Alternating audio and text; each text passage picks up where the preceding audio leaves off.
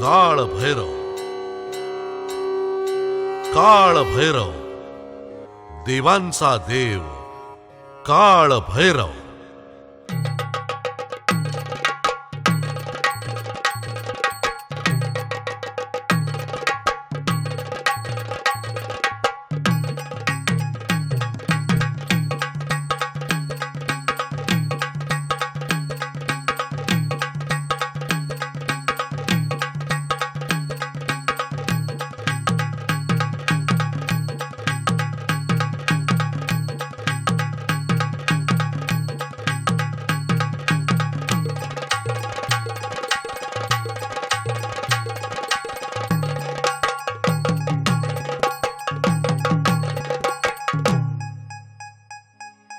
देवामधी देव काळ भैरवनाथ, त्याच करीतो पूजन, त्याच करीतो पूजन. काशीचा क्षेत्रपाल शिवशंकराचा अंश, त्याच करीतो पूजन, त्याच करीतो पूजन. गोर गरिबांचा कैवारी पावतो काळ भैरी, त्याच करीतो पूजन, त्याच करीतो पूजन. अहो देवा काळ भैरवनाथा, सादर करीतो तुमची कथा. आशीर्वाद द्या हो भक्ता, काळ भैरवनाथा, काळ भैरवनाथा. काळ भैरीच्या नावानं असं असं असं तर मग तुम्ही आज काळ भैरवनाथाची कथा सांगणार आहे तर? होय, आज मी तुम्हा सगळ्यांना काळ भैरवनाथाची कथा सांगणार आहे. पर म्या काय म्हणतो, हा. 33 कोटी देव सोडून काळ भैरवनाथाची कथा कशा पाहिजे? अरे बाबा, काळ भैरवनाथ म्हणजे देवांचा देव आहे. देवांचा देव अरे होय, म्हणजे ब्रह्म विष्णू पेक्षा मोठा. अरे होय, त्यांच्यापेक्षा सुद्धा मोठा. कारण ब्रह्मदेवाचं आणि विष्णुदेवाचं गर्वहरण आमच्या साक्षात काळ भैरवनाथाने केलं. काय म्हणता काय? हा, म्हणजे देवाला बी गर्व होतो? होतो. मग विष्णू देवाचा आणि ब्रह्मदेवाचं गर्व हरण झालं का? झालं. आमच्या काळ भैरवनाथानं या ब्रह्मदेवाचं आणि विष्णुदेवाचं गर्वहरण केलं आणि त्याच्यासाठीच साक्षात शंकरानं काळ भैरवाला जन्म दिला. वा. तर त्याची कथा ऐकायला लई सुरस आणि चांगली आहे. सगळ्या लोकांनी ऐकावी अशी ही कथा आहे. नाही मग तुम्ही सांगाच कथा. सांगा सांगा सांगा. ऐका. ऐका लोक हो कथा सांगतो काळ भैरवाची. ऐका लोक हो कथा सांगतो काळ भैरवाची. त्या शिवतत्वाची काळ भैरवनाथाची, त्या शिवतत्वाची काळ भैरवनाथाची.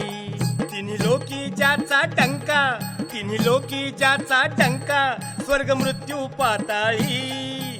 कथा सांगतो ऐका काळ भैरवनाथाची, कथा सांगतो ऐका काळ भैरवनाथाची. झिझिर झिझिर झिझिर झिझिर झिझिझी झिझिर झिझिर झिझिर झिझिर झी. हा. तर बाबांनो, अशा त्या सुंदर महामेरू पर्वतावर विष्णू भगवान असे रम्य उपवनामध्ये फिरत होते. उपवनात अरे उपवन म्हणजे उपवन, म्हणजे? अरे म्हणजे बाग. लेकरा बाळाला कधी घेऊन गेला होतास का नाही? होय होय होय होय. हं. पुढे सांगा काय झालं ते. तर त्या ठिकाणी भगवान ब्रह्मदेव तिथं आले बर. आणि दोघांच्या गप्पा गोष्टी चालू झाल्या. गप्पा मारता मारता मारता मारता त्यांच्यामध्ये वादाची ठिणगी पडली. काय? वादाची ठिणगी पडली, भांडणं चालू झाली दोघांमध्ये. बर. हा. अहो, ब्रह्मदेव म्हणायला लागला मी मोठा आणि विष्णू म्हणायला लागला मी मोठा. आता काय करायचं. अशी भांडणं पेटली. ही भांडणं काय मिटना आणि ह्या मायाचा तिडा काय सुट्टा ना. खरं आहे बाबा, खरं आहे. माया लय वाईट बाबा, माया लय वाईट. खरंच बाबा, ही माया लई वाईट. ते कसं शक्य आहे राव? का? गेली 20 वर्ष मी माया बरोबर संसार करतोय. अरे बाबा, ती माया नव. मग माया म्हणजे माया जाळ. हा. याला वाटलं हे ज्या बायको बद्दलच बोलतोय आपण. अरे बाबा, या मायेच्या पाशेमध्ये जो अडकतो त्याची अवस्था ब्रह्मदेवासारखी आणि विष्णुदेवासारखी होती. असं वय. हा. सांगा सांगा सांगा, पुढं काय झालं ते सांगा. ऐका. या मायेनं जादू केली ब्रह्मदेवन विष्णूवरती. अहंकार झाला की होत्याना मन श्रेष्ठ कोण या जगती. मतिभ्रष्ट जाहली ब्रह्मा आणि विष्णूची. कथा सांगतो ऐका काळ भैरवनाथाची, कथा सांगतो ऐका काळ भैरवनाथाची जिजीर जिजीर जिजीर जिजीर जी जी जी जी जी.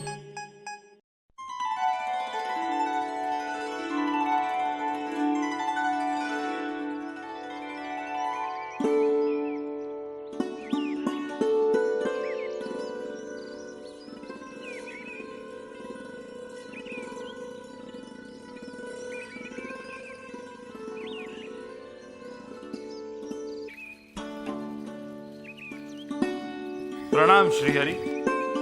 यावं यावं ब्रह्मदेवा, या सृष्टी सौंदर्याचा आपण आस्वाद घ्यावा. या रम्य उपवनाचा, या सृष्टी सौंदर्याचा आस्वाद घेणं आपणास शक्य आहे. परंतु सृष्टी निर्मितीच्या या व्यवस्थेत सदा सर्वदा आम्ही निमग्न असल्यामुळे स्वानंदाच्या वेगळ्या अशा कल्पना आम्हाला करताच येत नाही. सृष्टीची निर्मिती करणं एक वेळ सहज कर्म म्हणता येईल, पण सृष्टीचं पालनपोषण करणं हे महत् कठीण कर्म म्हणावं लागेल. हे चराचर मी निर्माण केलंय, सृष्टीची सूत्रे मी चालवतो हे आपण जाणता ना श्रीहरी. सृष्टी आपण निर्माण केली, पण सृष्टीतील चराचरांना आधार मात्र माझाच आहे. मीच त्यांचं जीवन आहे.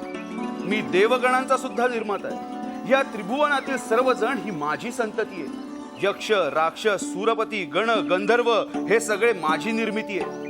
हे माहिती असूनही माझ्या श्रेष्ठत्वाविषयी आपल्या मनात शंका ती येतेच कशी? सृष्टी आपण निर्माण केली हे एक वेळ सत्य मानूया, पण एक लक्षात ठेवा, तुम्ही निर्माण केलेल्या अवडंबराचा आधार मात्र मीच आहे. अ श्रीहरी नारायण, ध्यानात ठेवा, ही वसुंधरा, ही पृथ्वी, ही माझी सूत आहे.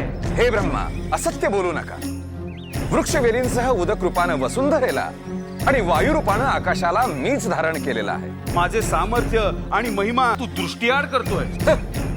तुझी सामर्थ्याचा टेंभा मिरवू नकोस. तू कितीही मखलाशी केलीस तरी मी स्वतः ब्रह्मरूप आहे. खरं ब्रह्मरूप तर मीच आहे. ब्रह्मरूप? अरे तुला अहंकाराची बाधा झाली. मला नव्हे, अहंकाराची बाधा तुला झाली. मी स्वतः ब्रह्मरूप आहे. मी स्वतः ब्रह्मरूप. अरे मी ब्रह्मरूप आहे. तरी पण श्रेष्ठ मीच आहे. कदापि नाही, श्रेष्ठ मीच आहे. नारायण नारायण.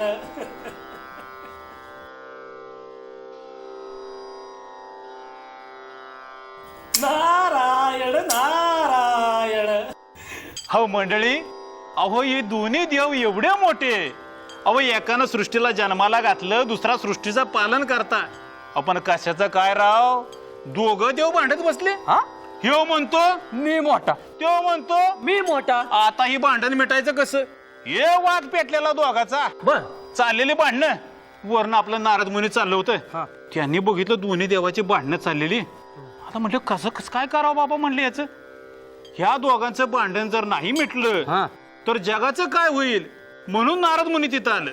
आपण मी काय म्हणतो, हा, नारद मुनी तर कळ लाव्या ना, हा. मग ते कशाला आलं?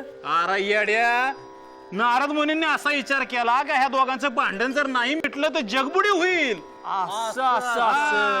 म्हणून नारद मुनी तिथं आलं. ऐका, नारदाची स्वारी आली आणि तिथं प्रकट झाली. पाहून दृश्य ते झाले, ते फार अचंबित झाले. मायेनं पुरत घेरलं होत्या दोघासी, त्या दोघासी. जन्मदात्यापेक्षा पालन करताच श्रेष्ठ असतो, तेव्हा श्रेष्ठत्व माझंच आणि मीच श्रेष्ठ आहे. चुकताय तुम्ही, मीच श्रेष्ठ आहे. नाही, श्रेष्ठ मी आहे. नारायण. देवगण हो, शांत व्हा, शांत व्हा. तुम्हा दोघांनाही मायेची बाधा झालेली आहे. ब्रह्माजी आणि श्रीहरी, तुमचा मायेमुळे बुद्धिभेद झालेला आहे. मायेच्या प्रभावामुळे अंतिम परब्रह्म तत्वाचा तुम्हाला विसर पडलेला आहे. शिवतत्व तुम्ही विसरलेला आहात. तुम्ही बीज तत्वाला ओळखा, मायेला दूर करा. मृगजळात माझ्यासारखं वाहून जाऊ नका. मुनिवर, मायेचं महात्म्य सांगून तुम्ही आमचा बुद्धिभेद तर करत नाही ना? नाही, तुमचा बुद्धिभेद आधीच झालेला आहे. नारायण नारायण. मायेचं स्वरूप मी जाणतो. मायेच्या अधीन होऊन जे काही घडतं ते मी अनुभवलंय. एका वेळी माझ्यावर पश्चाताप दग्ध होण्याची पाळी आली होती, आणि तशीच पाळी तुमच्यावरही येऊ नये असंच मला वाटतं. हे मुनिवर, मायेचं रूप जर का आपण पाहिलं असेल तर ते कसं असतं ते तरी सांगा. नारायण नारायण. एकदा मी श्रीकृष्णांना विचारलं, हे परमेश्वरा, मायेमुळे बुद्धिभेद होऊन अनेक संकटांना सामोरं जावं लागतं, मला मायेचं दर्शन घडवाल का? त्यावर श्रीकृष्ण मला वाळवंटात घेऊन गेले. तिथे अति उष्णतेमुळे त्यांना तहान लागली. तेव्हा ते मला म्हणाले, नारदा, समोर एक घर दिसतंय, तिथे जा आणि पाणी घेऊन ये. मी त्या घरापाशी गेलो आणि मला पाणी मिळेल का असं विचारलं. तेव्हा त्या घरातून एक सुंदर स्त्री बाहेर आली. त्या सुंदर स्त्रीचं लावण्य मी एकटक पाहत राहिलो. ती संभाषण चतुर होती. तिच्याशी संभाषण करण्यात मी गुंगून गेलो होतो. एका परीनं तिच्याविषयी माझ्या मनात आकर्षण निर्माण झालं होतं. मी तिच्याशी विवाह केला, संसार मांडला. यथावकाश मला 2 पुत्रही झाले. माझा संसार सुखाने चालला होता. परंतु अचानक एक दिवस महापूर आला. त्या महापुरात माझं घर दार सगळं वाहून गेलं. माझे 2ही पुत्र बुडून मरण पावले. माझ्या सुंदर पत्नीला वाचवण्यासाठी मी आटोकाट प्रयत्न केला, परंतु प्रवाहाच्या लाटेबरोबर ती वाहत चालली होती. मी जीवाच्या आकांताने ओरडू लागलो, वाचवा वाचवा. आणि त्याच क्षणी श्रीकृष्णाचे शब्द माझ्या कानावर पडले, मुनिवर, मला पाणी मिळेल का? अर्धा घटिका होऊन गेली, मी वाट पाहतोय. त्यावर मी श्रीकृष्णांना म्हणालो, हे देवश्रेष्ठा, मी तर एक तपाचा काळ अनुभवला. त्यावर सस्मित मुद्रेने श्रीकृष्ण मला म्हणाले, नारदा, तू जे काही अनुभवलंस त्याचा काळ एक तपाचा नाही, तर अर्ध्या घटिकेचा होता. हीच तर माया आहे. तू जिला पाहिलंस ती माया, तुझे 2ही पुत्र ही माया, तो जलप्रवाह माया आणि तुझी सुख दुःख ही माया. मायेच्या मोहात तू पडलास, मायेच्या खोड्यात अडकलास आणि आता ब्रह्मचर्य गमावलंस म्हणून पश्चाताप झालेला आहे तुला.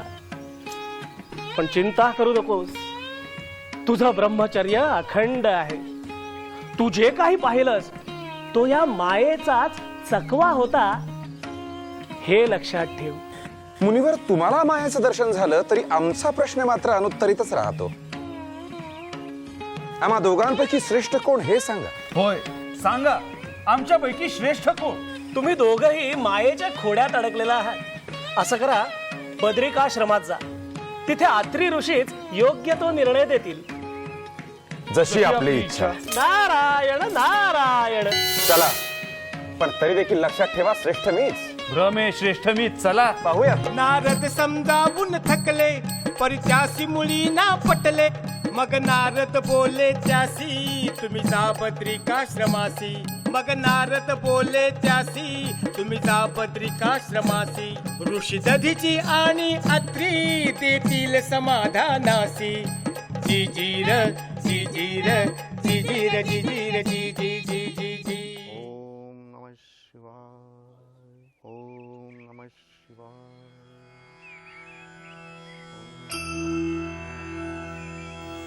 प्रणाम मुनिवर.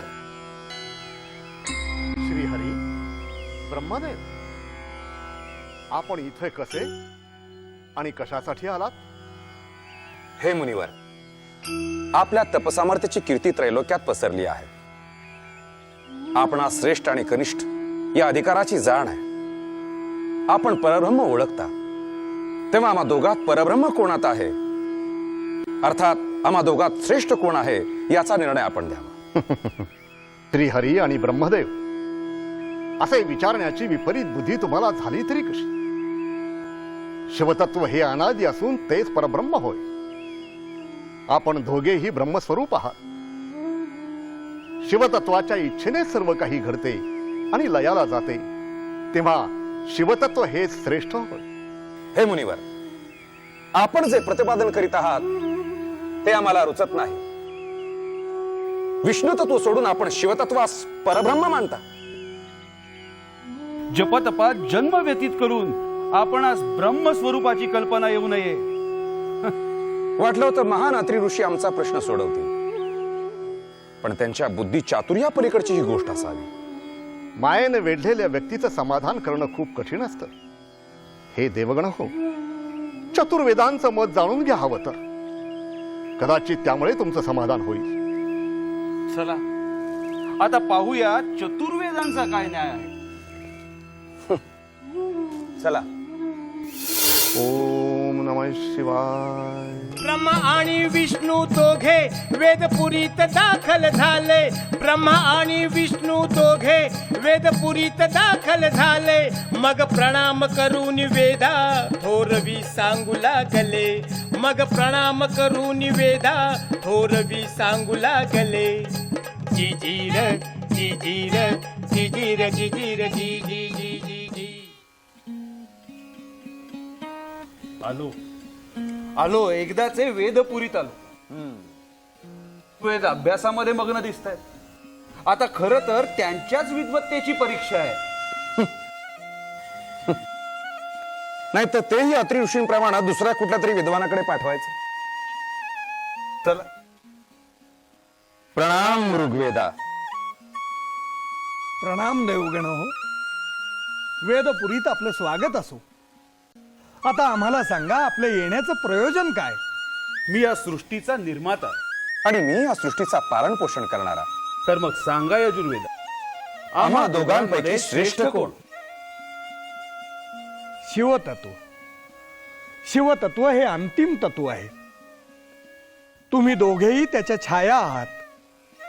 त्याच्या सामर्थ्याच्या जवळपासही तुम्ही पोचू शकत नाही. चला आता यजुर्वेदाकडे. चला. ऐका लोक हो कथा सांगतो काळ भैरवाची. ऐका लोक हो कथा सांगतो काळ भैरवाची. त्या शिवतत्वाची काळ भैरवनाथाची. त्या शिवतत्वाची काळ भैरवनाथाची. प्रणाम यजुर्वेदा. सांग आम्हा दोघांमध्ये श्रेष्ठ कोण? हो यजुर्वेदा, सांग आम्हा दोघांमध्ये श्रेष्ठ कोण? सांगतो सांगतो. ज्याच्या कपाळावर त्रिनेत्र आहे, अंगी भस्म असून जो अनंत कोटी सूर्याप्रमाणे तेजस्वी आहे, त्या शिवाशिवाय दुसरे ब्रह्म सत्य नाही. तुम्ही दोघेही शिवाचे चाकर आहात असे म्हटले तर ते योग्य होईल. अरे रे, या यजुर्वेदाला ब्रह्मतत्व म्हणजे काय हे सुद्धा कळलेलं दिसत नाही. चला आता पृच्छा करूयात सामवेदाकडे. मायेनं पुरत घेरलं होत्या दोघासी. त्या दोघासी कथा सांगतो ऐका काळ भैरवनाथाची. कथा सांगतो ऐका काळ भैरवनाथाची.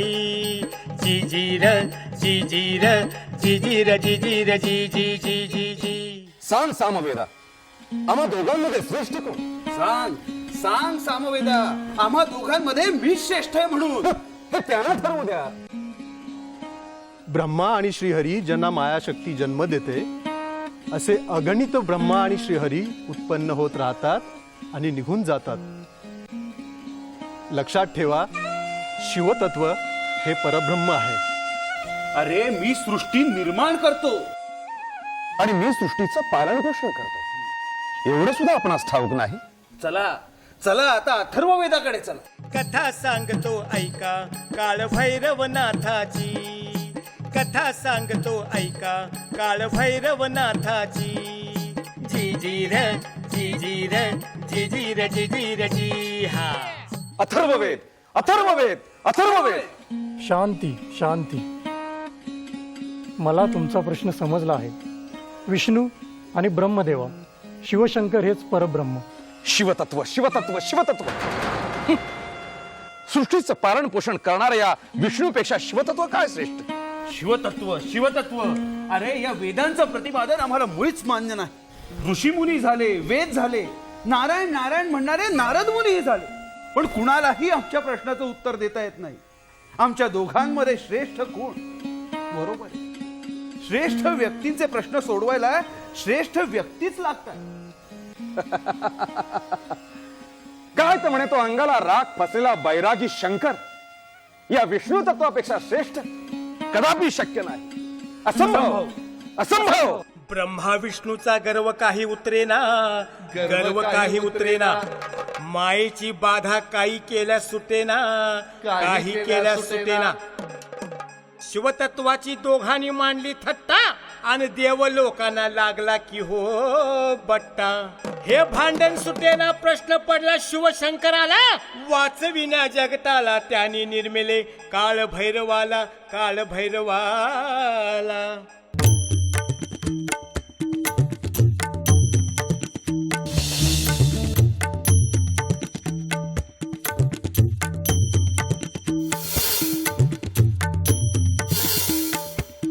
जटाधारी भैरव प्रकटला शिवतत्वाचा अवतार.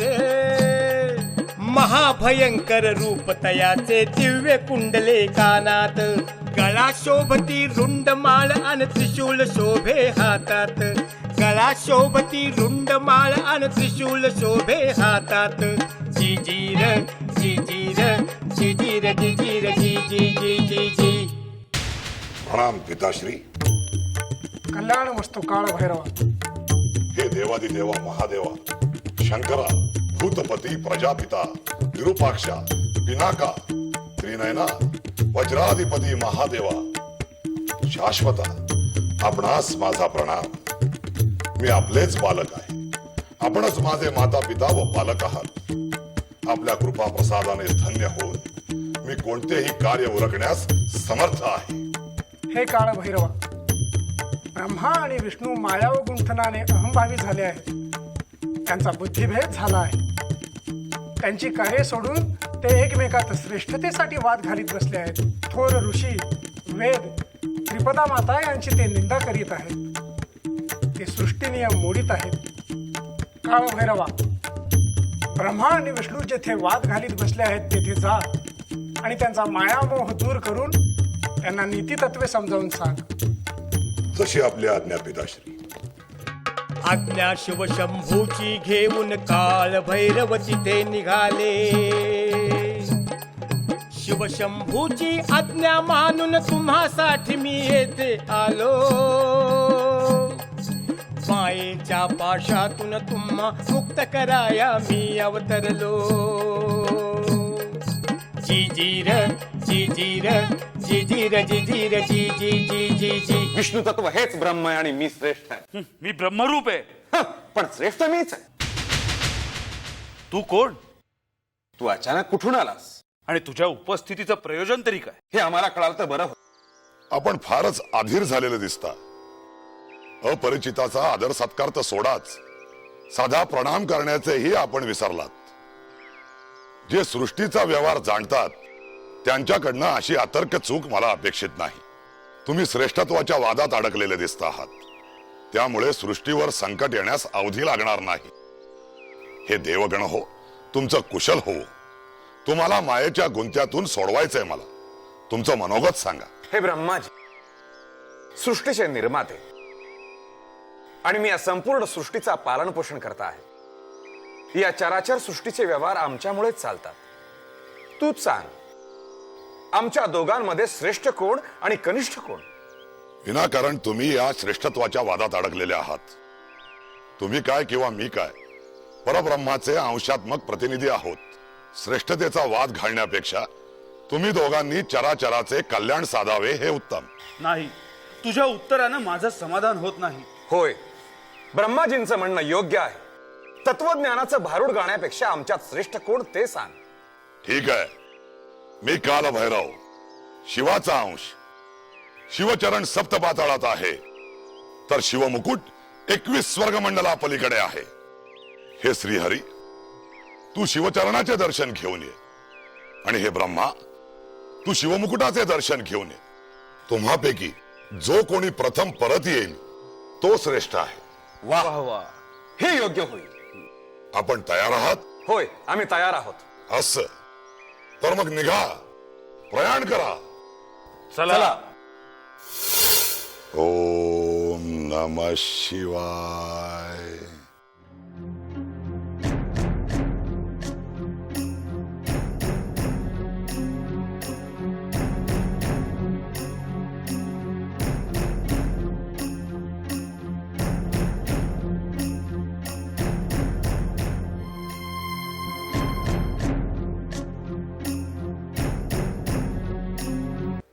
ब्रह्मा आणि विष्णूचं भांडण आमच्या काळ भैरवनाथानं एका मिनिटामध्ये सोडवलं. ते कसं सोडवलं?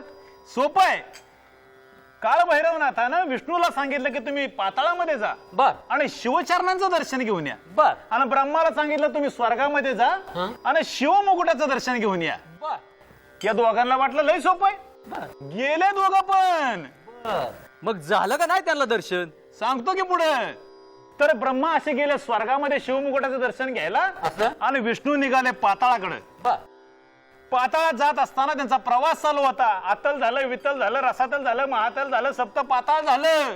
पण त्यांचा प्रवास काही संपना आणि त्यांना शिवचरणाचं दर्शन काही व्हायना. एवढा प्रवास होऊन सुद्धा दर्शन व्हायना म्हणजे यशच आहे. विशेष नाही, लय मोठी कमाल आहे हीच मोठी. तर हे सगळं प्रवास चालू असताना विष्णू महाराज एका ठिकाणी थांबले. कटाळले फार प्रवास करून करून म्हटले आता काय करावं. तेवढ्यात त्यांच्या डोळ्यासमोर उभा राहिला पाताळामधला राजा पाताळकंद. हिंडता सप्त पाताळी पाताळ कंद भेटला. का उगाच फिरता येथे विष्णूशी तो बोलला. मी दर्शन शिवचरणाचे घेण्यास येथवर आलो. मी काय करावे आता हे तुम्हीच ते सांगावे.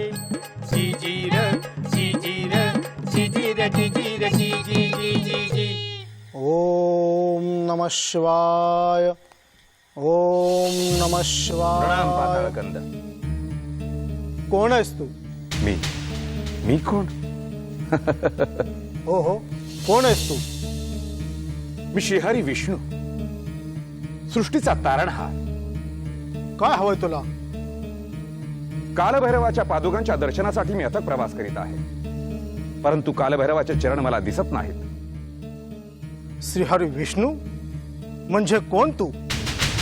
माझी पृथ्वीचं पालन पोषण करणाऱ्या विष्णूची आपणास ओळख असू नये.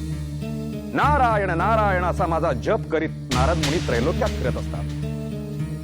सृष्टीचा पालन करता मी, आणि असं असताना माझी ओळख आपणास असू नये. श्रीहरी, ब्रह्मांडात असे कितीतरी नारायण आहेत. काय म्हणालात पाताळ नरेश? कितीतरी नारायण? मी समजलो नाही. श्रीहरी, शिवचरणाच्या दर्शनासाठी तू निघालास, याला किती युग लुटली हे तू जाणतोस? असे कितीतरी नारायण आले आणि शिवचरणाच्या दर्शनासाठी गेले, पण पुन्हा ते परत आलेच नाहीत. मी पुन्हा परत येईल. माझी शक्ती आपण जाणत नाही आहात. मी मायानं तुला ग्रासलंय. अहंकार तुला शोभत नाही श्रीहरी. तूच सांग, अशाने कालभैरवाच्या चरणाचे दर्शन कसे होईल? शिवतत्व, हे शिवतत्व माझ्याहून मोठं आहे. शिवतत्व अलौकिक आणि तू त्याचा लौकिक आहेस. हे पाताळ नरेश, मला अहंकारातून मुक्त करा. श्रीहरी, अनंत कोटी ब्रह्मांडाचा पसारा म्हणजे शिवांश. शिवाचे मोठेपण अनाकलनीय आहे. बीजामध्ये वटवृक्ष, तसं त्याचं थोरपण आहे.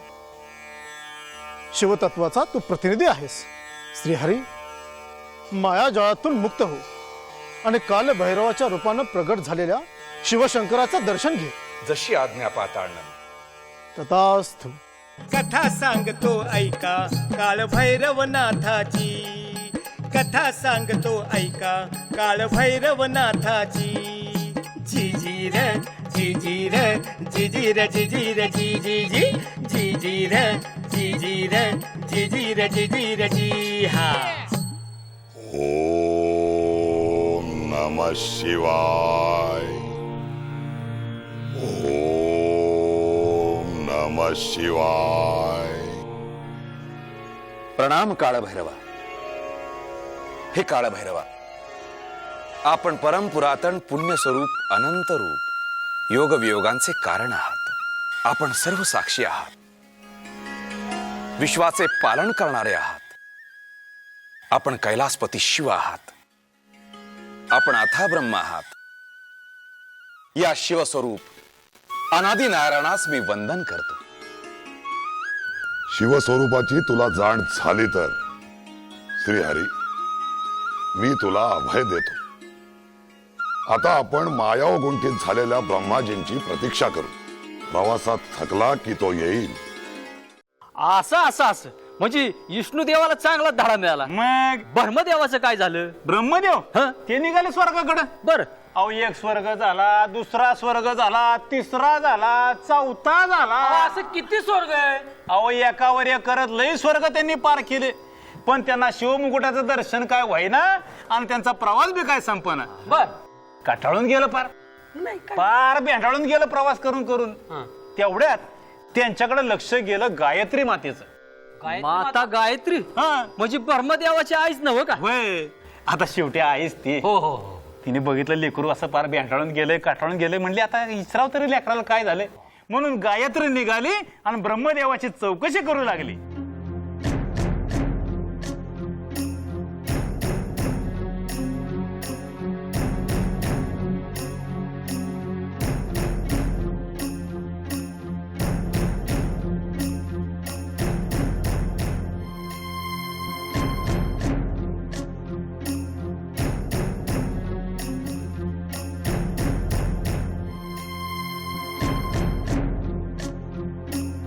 ब्रह्मदेवा,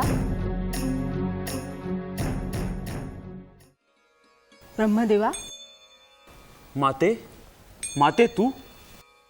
प्रणाम माते. तू इकडे कसा पुत्रा? का म्हणून तू असा भटकतो आहेस? माते, शिवशंकराच्या मुकुटाचं दर्शन घेण्यासाठी मी स्वर्गात प्रवास करीत आहे. पुत्रा, मला तुझी चिंता वाटते. शिवशंकराच्या मुकुटाचं दर्शन घेण्याचं धाडस करावं असं तुला वाटलं तरी कसं? माझं ऐक, हा नाद सोड, अन्यथा सर्वनाशाला आमंत्रण दिल्यासारखं होईल. माते, विष्णू आणि माझ्यामध्ये श्रेष्ठत्वाची स्पर्धा लागली आहे. सांग, मी काय करू? कोणत्याही प्रकारे ही स्पर्धा मला जिंकायलाच हवी. ब्रह्मा, 14 भुवनांचं एक ब्रह्मांड, अशी अनेक ब्रह्मांड शिवाच्या मस्तकी विराजमान आहे. शिवमस्तकीच्या मुकुटाचं ठिकाण आम्हासही अनभिज्ञ आहे. अनंता पलीकडचा ठाव ठिकाणा आम्ही सांगावा तरी कसा? माते, मी यशस्वी झालो नाही तर विष्णू श्रेष्ठ म्हणून गणले जाते. तू माझी माता आहे. माझा विजय ही तुझ्यासाठी अभिमानाची गोष्ट आहे. सांग माते, मी काय करू?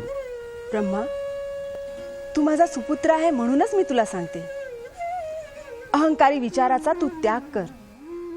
अहंकाराचा कधीही विजय होत नाही. तेव्हा श्री कालभैरवाची भेट घे, त्याची क्षमायाचना कर आणि सृष्टीकर्ता म्हणून आपलं कार्य सुरू ठेव. नाही माते, मला हे पटत नाही. मी जरी माघार घेतली तरी श्रीहरी माघार घेणार नाहीत. परिणामी त्यांचं श्रेष्ठत्व सिद्ध होईल आणि सारं जग मला कनिष्ठ म्हणून संबोधेल. तू माझी माता आहेस. सांग, आता मी काय करावं म्हणजे माझा विजय होईल? जय पराजय ही कल्पनाच मुळी अहंकारापोटी निपजली आहे. चुकीच्या मार्गाने जाऊन आत्मघात करून घेऊ नकोस ब्रह्मा. माते, ही उपदेशाची वेळ नव्हे. तू माझ्यासाठी असं काहीतरी कर जेणेकरून माझा विजय होईल. ब्रह्मा, मला काहीच सुचत नाही. यावर माझ्याकडे एक युक्ती आहे. केतकी, कामधेनू आणि तू स्वतः माझ्या बरोबर काळभैरवाकडे चला आणि मी शिवमुकुटाचं दर्शन घेतलंय असं त्याला सांगून टाका. म्हणजे आम्ही असत्य बोलायचं ब्रह्मा? माते, मी तुझा पुत्र आहे. पुत्रासाठी माता असत्य बोलली तर तिच्या लौकिकाला मुळीच बाधा येत नाही.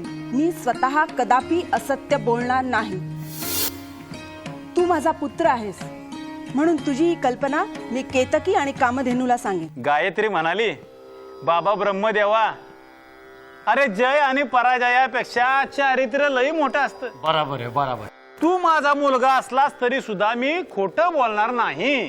काय म्हणजे स्वतःच्या लेकरासाठी सुद्धा आई खोटं बोलली नाही? हा. बाबा, ती गायत्री आहे आजकालची मम्मी नव लेकराला पाठीशी घालायला. हा. बरं मोहर काय झालं सांगा. आता केतकी आणि कामधेनू हे गायत्रीच्याच भगिनी. होय. तेव्हा गायत्री निघाली ह्या दोघींना भेटायला. पाहिलंस, गायत्री येत आहे. आश्चर्यच म्हणायचं. ती वार्ता घेऊन येत आहे, कोणास ठाऊक. मी सांगते, शुभवार्ताच असेल. गायत्री देवींचा विजय असो. तथास्तु. केतकी, कामधेनू, मला पाहून अशा दिगमूढ का झालात? तू आमची भगिनी, या विश्वाची तू विश्वभगिनी, प्रत्यक्ष ब्रह्मदेवाची माता. प्रदीर्घ कालावधीनंतर येणं केलंस म्हणून थोडंसं आश्चर्य वाटलं. पुरात थोडीशी हुरहुर वाटली. गायत्री देवी, सारं क्षेम आहे ना? होय, माझा पुत्र ब्रह्मदेव सोडून सारं क्षेम आहे. असं काय झालं म्हणावं ब्रह्मदेवाला? ब्रह्मदेवाचं कुशल नाही तर साऱ्या जगाचं कुशल नाही. गायत्री, काय घडलं ते कथन तरी कर. ब्रह्मा आणि विष्णू यांच्यात मोठेपणावरून वादंग सुरू झाला आहे. असं असं काय विपरीत घडलं आहे म्हणावं?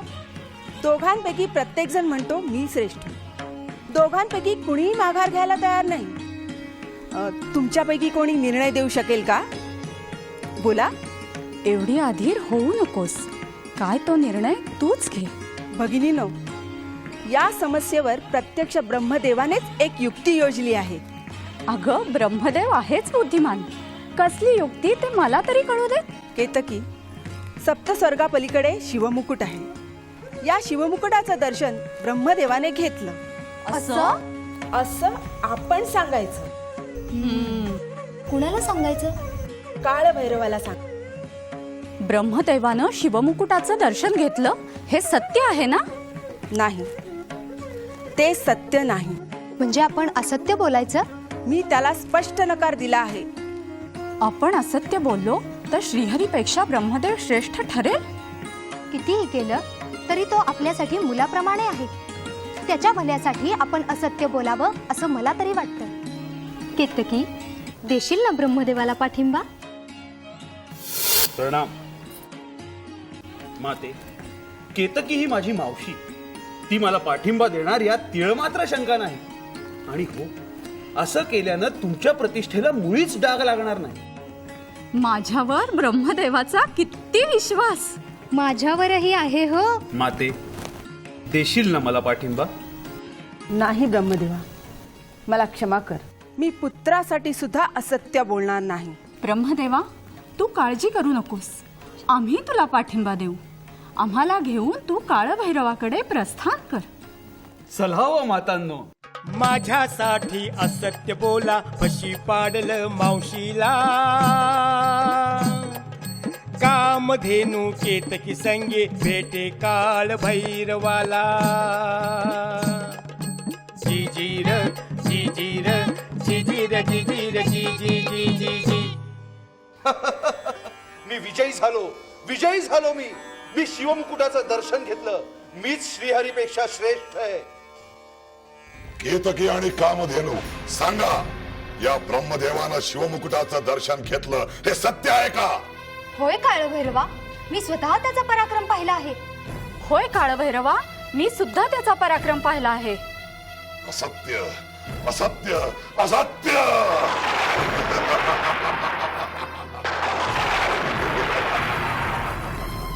भैरवा, क्रोध आवरा. क्रोध आवरा काळभैरवा.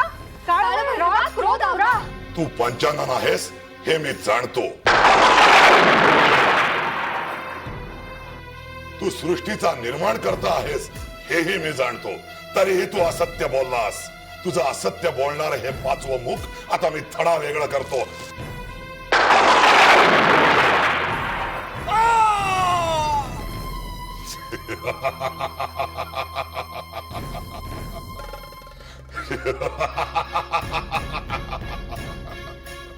हे कामधेनू, तू असत्य बोललीस म्हणून लोक यापुढे तुझं मुखदर्शन न घेता तुझं पुच्छ दर्शन घेतील.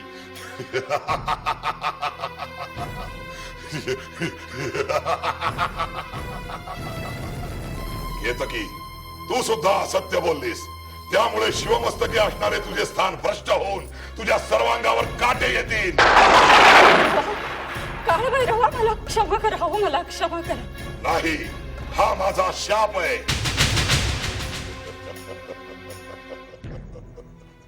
ब्रह्मा, ब्रह्मा, ब्रह्मा, ब्रह्मा, ब्रह्मा, ब्रह्मा.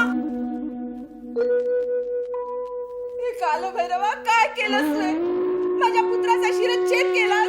काय केलंस रे? काय केलंस?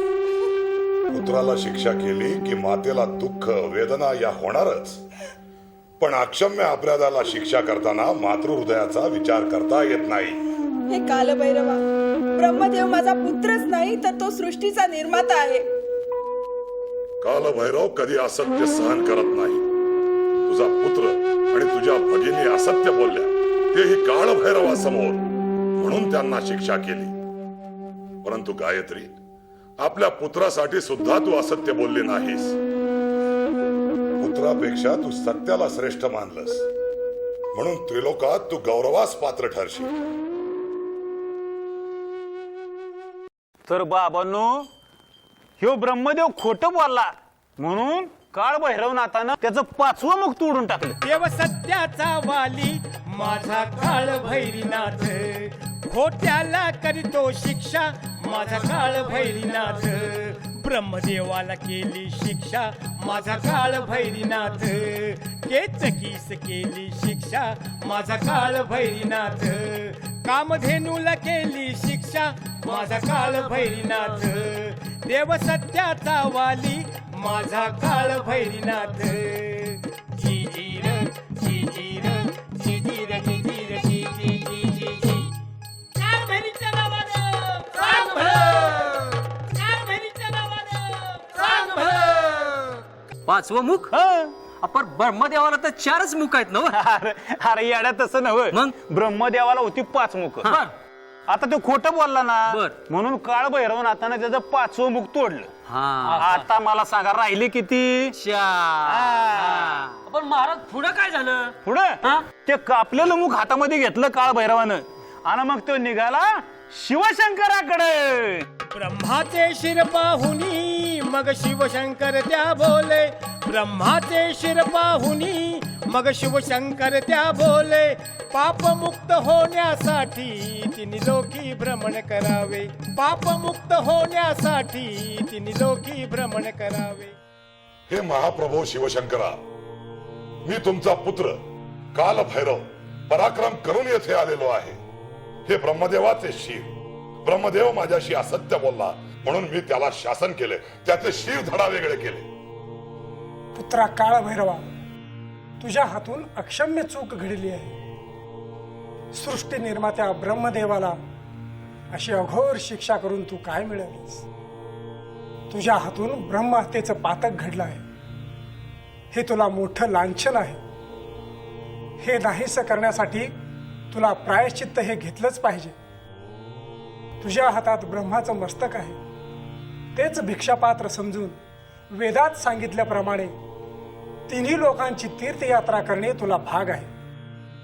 ते पाप नाहीसे झाल्यानंतर तुझ्या हातातील ब्रह्माचे मस्तक गळून पडेल. हे शिवप्रभो, मला क्षमा करा. मी हे कृत्य करायला नको होते, पण क्रोधाच्या भरात माझ्या हातून हे कृत्य घडले. मला क्षमा करा शिवप्रभो, मला क्षमा करा. हे काळभैरवा, आता शोक करू नकोस. तू मला प्रिय आहेस, तू माझा अंश आहेस, म्हणून तर मी तुला कोणतीही शिक्षा न करता पापक्षालनाचा मार्ग सांगितला आहे. प्रदीर्घ प्रवासाला मी निघालो आहे. हे ईश्वरा, जगन्नियंत्या महाप्रभो शंकरा, मला आशीर्वाद दे. शुभम भवतु. विद्याची आज्ञा मानून भैरव निघाला यात्रेला. फिरता फिरता पोहोचला तो काशी क्षेत्राला. पुण्य साठवित पदराशी भैरव आला काशीला. पुण्य साठवित पदराशी भैरव आला काशीला. गंगेमध्ये ब्रह्माचे शिर पडे त्या क्षणाला.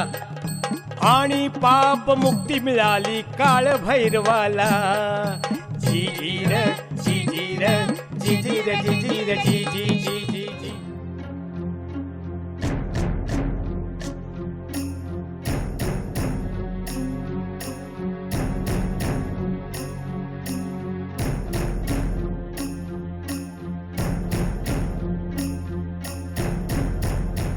त्रैलोक्याची यात्रा केली, पण इतके पवित्र स्थान कुठेही आढळले नाही. हे काशी क्षेत्र, ही गंगामाई. हे काय, ब्रह्माचं शिर माझ्या हातून गळून पडलं. हे महादेवा, हे परमपित्या पिनाका, मी पापमुक्त झालो. शंकर महादेवा, मला दर्शन द्या, मी पापमुक्त झालो.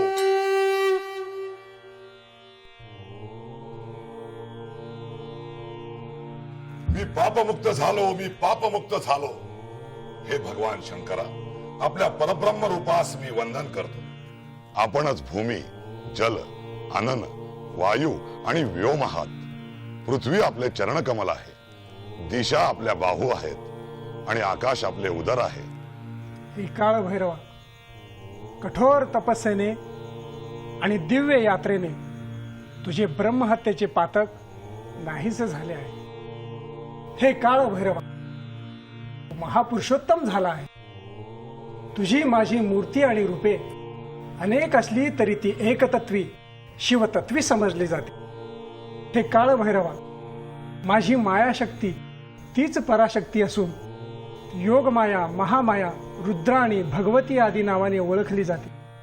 तीही सुलक्षणी, पुण्यशील, योगेश्वरी नावाने तुला अर्पण करीत आहे.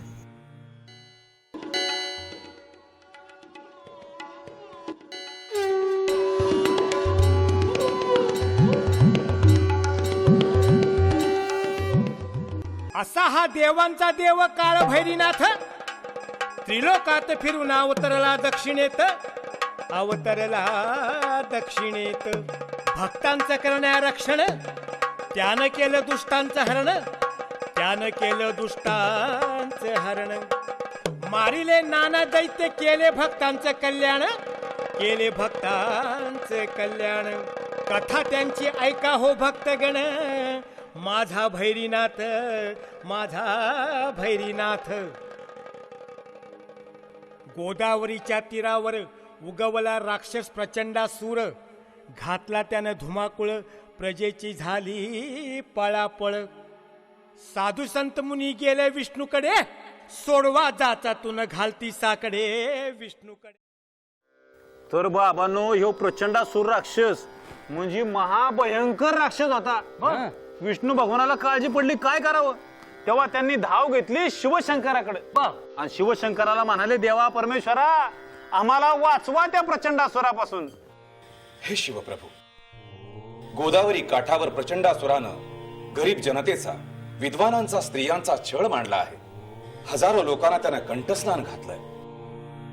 हे सर्वशक्तिमान परमेश्वरा, या दैत्यापासून आपणच या जनतेची मुक्तता करू शकता. हे विष्णू नारायण, माझा अवतार श्री काळभैरव त्या दैत्याचा नाश करेल. आपण श्री काळभैरवाला तशी विनंती करावी. जशी आज्ञा. तथास्तु. तेव्हा विष्णू भगवंत आले काळ भैरवनाथाकडे. काळ भैरवनाथाच त्यांनी दर्शन घेतलं, पाया पडले, म्हणले, देवा परमेश्वरा, आम्हाला त्या प्रचंडासुरापासून वाचवा. आणि काळ भैरवनाथ प्रसन्नपणे असले, म्हणले, काळजी करू नका विष्णू देवा, मी नाश करीन त्या प्रचंडासुराचा. हे महाकाल शिवस्वरूप भैरवनाथा, आमच्यावर कृपा कर. प्रचंडासूर राक्षसाच्या संकटातून प्रजेचे रक्षण कर. हे विष्णू नारायण, आपण चिंता करू नका. त्या दुष्ट प्रचंडासुराचा संहार करण्यासाठी आम्ही सिद्ध आहोत. प्रणाम कालभैरवा. प्रचंड सुराचा करण्या नाश, निघाले काळ भैरवनाथ. झाले दोघांमध्ये युद्ध घनघोर, गाजवून पराक्रम केला दैत्याला ठार भैरवाने. काळ भैरवनाथाच्या नावानं चांग भलं, काळ भैरवनाथाच्या नावानं चांग भलं. श्री काळभैरवा, आजपासून तू पशुपतीनाथ म्हणून ओळखला जाशील. 64 कोटी गणांचा तू प्रमुख राशील आणि पवित्र काशी क्षेत्राचं कोतवाल म्हणून रक्षण करशील. अशी ही कहाणी श्री काळ भैरवनाथाची, देवांच्या देवाची, शिवशंकराच्या अवताराची. नित्य नियमानं करा काळभैरीचं पूजन, खात्रीनं सांगतो होईल तुमच्या दैन्य दुःखाचं हरण, तुमच्या दैन्य दुःखाचं हरण. काळभैरीच्या नावानं चांग भलं, काळभैरीच्या नावानं चांग भलं, काळभैरीच्या नावानं चांग भलं, काळभैरीच्या नावानं चांग भलं. ओम भैरवाय नमः. ओम भूतनाथाय नमः ॐ भृतात्मने नमः ॐ भूतभावनाय नमः ॐ क्षेत्रज्ञाय नमः ॐ क्षेत्रपालाय नमः ॐ क्षेत्रदाय नमः ॐ क्षत्रियाय नमः ॐ विराजे नमः ॐ श्मशानवासिने नमः ॐ मांसाशिने नमः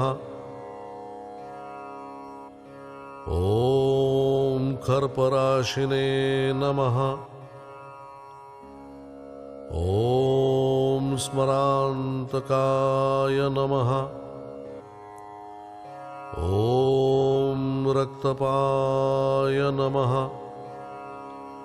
ॐ पानपाय नमः ॐ सिद्धाय नमः ॐ सिद्धिदाय नमः ॐ सिद्धिसेविताय नमः ॐ श्रीकालभैरवनाथाय नमः ॐ श्रीकालभैरवनाथाय नमः ॐ श्रीकालभैरवनाथाय नमः।